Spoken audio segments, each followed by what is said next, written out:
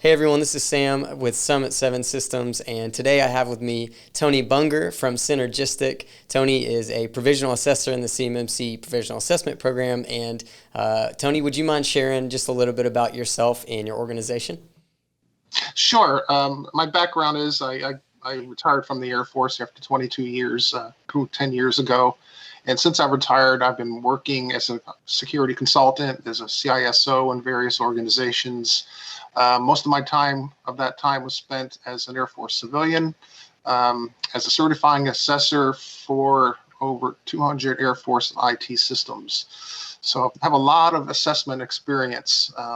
And when I saw the opportunity to become a CMMC provisional assessor, I jumped on that opportunity, and I was one of the first 72 selected for that. And once I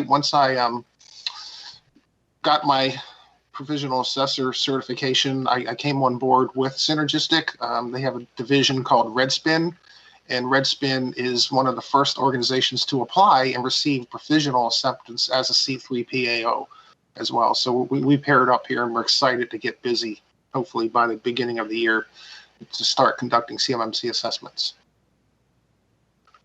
Awesome. Tony, would you mind breaking down two technical practices from the CMMC Identification and Authentication domain, specifically the practices IA.2.078 and IA.2.079? Sure. The reason why I think this is important, the IA, Identity and Authentication domain, is considered one of the very important ones. Obviously, it has to do with authentication, user IDs and passwords, along with access control domain. These are two very technical domains that are very, very important to ensure that those controls are implemented properly. What I've seen, obviously, these are requirements coming straight out of CMMC. Based on NIST Special Publication 800-171 for protecting controlled unclassified information. What I'm seeing, and I've seen this firsthand in some organizations I've been in, with the implementation and popularity of multi-factor authentication, I've seen some organizations relax controls on passwords, thinking that they're just not as important because now we have that backup, that second factor. Typically an SMS, text message to your phone, or a phone call, to your personal device, which is something you have in your possession. Well, I was in an organization where the both factors were compromised.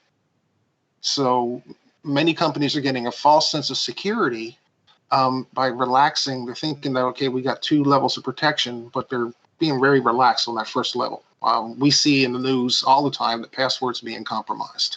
So the reason why this is important is that we got to make sure that our passwords are still strong. We cannot relax on those, such as this one here, which is enforcing a minimum password complexity. Yes, there's rainbow tables out there where you can get these passwords, obviously.